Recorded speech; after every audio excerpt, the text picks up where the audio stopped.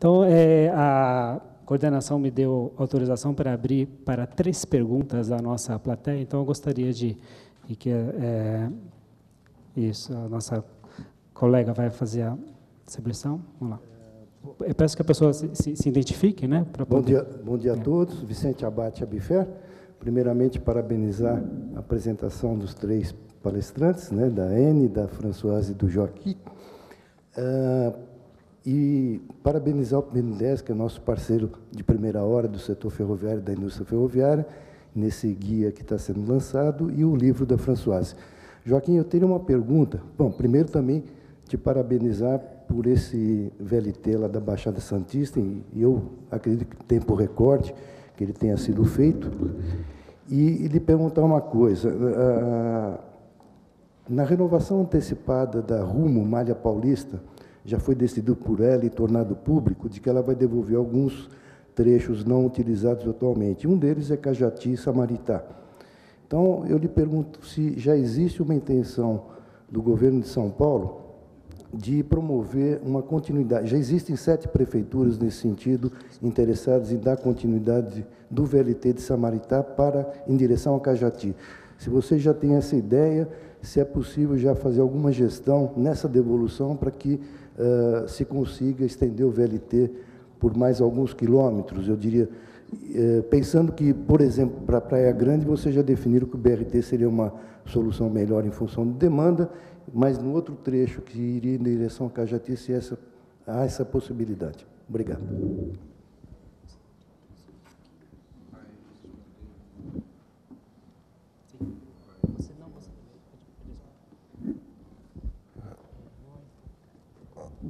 Olha, Vicente,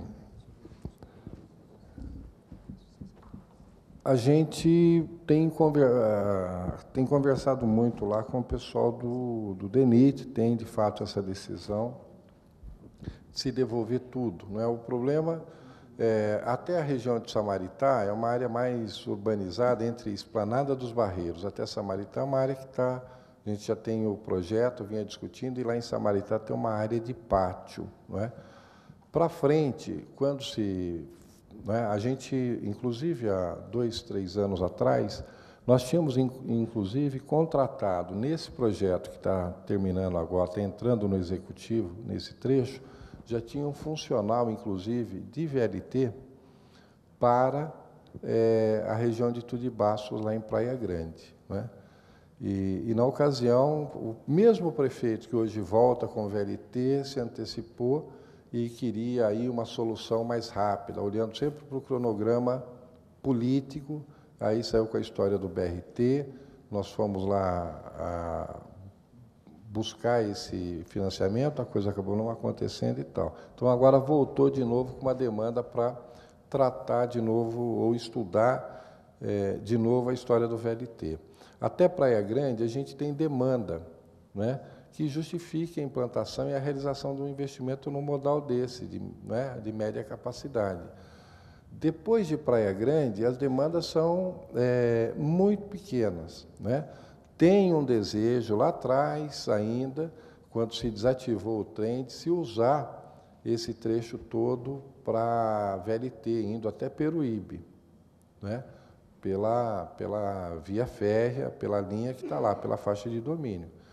Agora, não há demanda, depois de Praia Grande até Peruíbe, são movimentos de 8, 10 mil passageiros dia, né? Dia entre essas cidades. Né? Então, ainda que tivesse essa vontade, talvez ali o projeto tivesse alguma outra coisa, tipo aquelas soluções europeias que a gente vê na Espanha, né? De um trem, talvez aí de passageiros, se quiser tirar fora da rodovia, trem VLT, ou Tetrans, né? O Tetran.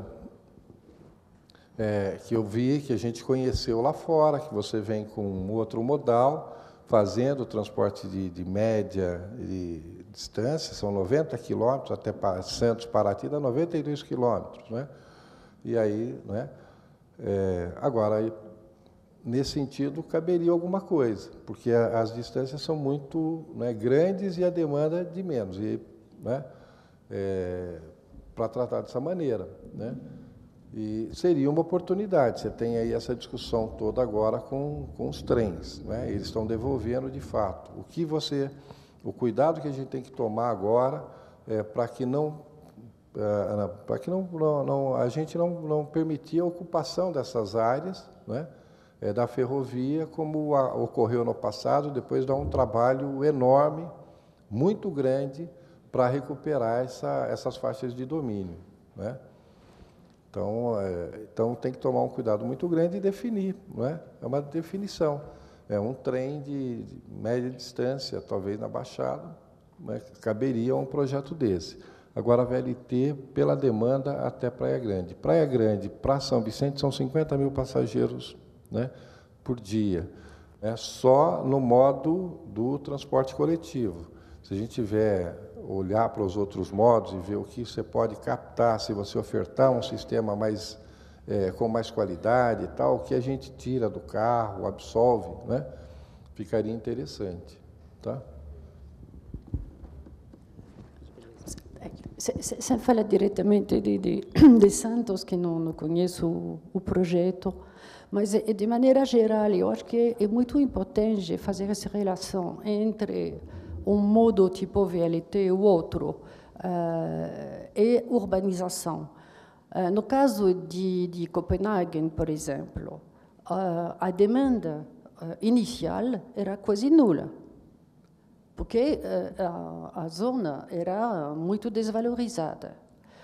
Posso dizer, por exemplo, na cidade de Lyon, quando se fez o VLT até o encontro das águas, a demanda estava muito pouca. Mas, com a presença do modo de transporte, o interessante é que, com a urbanização que se desenvolve, é justamente interessante administrar essa urbanização, porque assim se criam os futuros clientes do modo de transporte. É exatamente o que foi o caso lá em Copenhague, onde agora a linha está quase saturada. Eles estão pensando em fazer outra, porque a urbanização foi muito importante. Então, pagou o metrô e também paga a exploração da linha, porque a tarifa dos viajantes permite, contribui, pelo menos, à exploração. Então, eu acho que também tem que pensar um pouco dessa maneira, o que significa que tem que pensar há pelo menos 20 anos, até 30 anos, e significa que tem que ter os recursos necessários para adiantar as coisas. No caso de São Paulo, por exemplo, outro dia estava visitando a linha 17, as obras, né, da linha 17.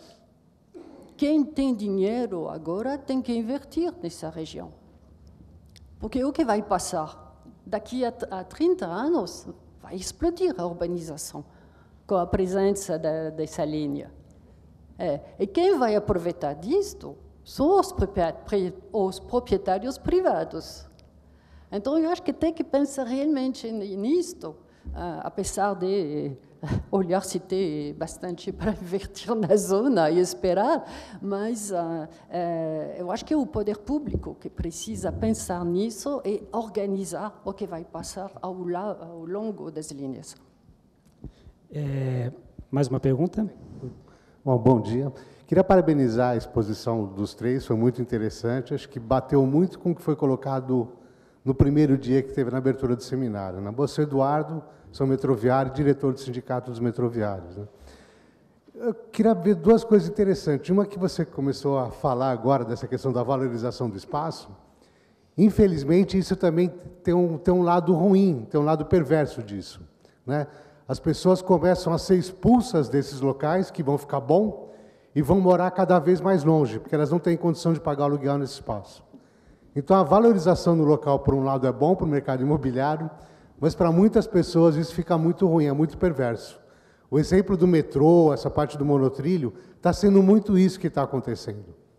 As pessoas saem de, vamos dizer, de Vila Prudente e estão se mudando para depois de Guaianazes, Itaquá, outros municípios, porque o aluguel subiu 3, 4 vezes mais. Então, acho que pensar na questão social, no uso social do espaço e ter parâmetros, ter reservas de lotes para esse tipo de ocupação é uma experiência muito boa que a gente ainda não tem aqui no Brasil. Mas outra coisa que eu queria levantar também é se dentro desses dois aspectos, da Codatu ou do BNDES, né, nesses guias, se tem alguma noção de custo. Né? Qual é o custo por quilômetro? Porque foi colocado aqui o VLT, foi falado em 25 milhões de euros o quilômetro. Vamos dizer, vai 100 milhões de reais. Né? E assim, tem custos que a gente traz aqui para o Brasil e ficam meio... Bom, por que o nosso custa 8, 10 vezes mais? Ok. Qual que é o... Se está pensando nisso e também nesse guia do BNDES, se vai manter a política de conteúdo local ou não. Porque quando a gente pensa em sustentabilidade e faz isso, e depois traz todos os equipamentos de fora, a gente acaba não gerando emprego aqui e acabar ficando com uma solução meio estranha, com tudo estrangeiro dentro do nosso sistema. Ok. Vou passar primeiro para a Françoise. Não? Então vai. Vou passar para a Ana. Sim, no guia nós vamos falar, sim, de custo.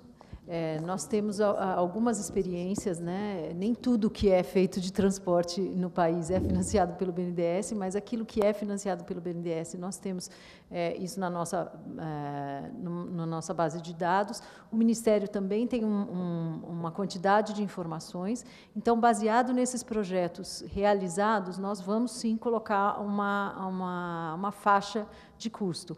Mas isso, eu acho que é bom ficar claro que isso varia muito, né? Porque vocês que trabalham com isso, né, diretamente, um metrô subterrâneo tem um preço, um em nível tem um preço, se for elevado tem outro preço. Então, a gente vai tomar esse cuidado para dizer, para colocar essas faixas e fazendo dando essa informação adicional que, dependendo de como a modalidade é implementada, ela tem custos diferentes.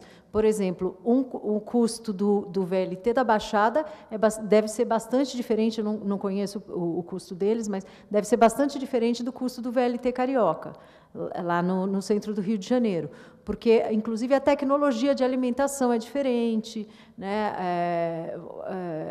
Os locais de implantação são diferentes. Não sei como é que foi lá na Baixada, mas, por exemplo, no Rio de Janeiro teve muita interferência com patrimônio histórico, áreas em que foram encontradas, né, remanescentes que precisavam ser preservados. Então, tudo isso influencia no custo.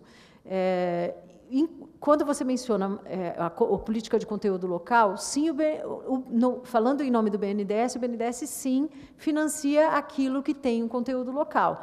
Então, se o investidor pretende pegar financiamento com o BNDES, ele precisa respeitar essa política, né, de um conteúdo local que tem que ter, no mínimo, 60%, num produto que tem que ter, no mínimo, 60% de conteúdo local. Ok, então, nosso prazo está encerrado. Eu gostaria de agradecer novamente a presença de todos. Estamos encerrando aqui o 6º painel. Obrigado.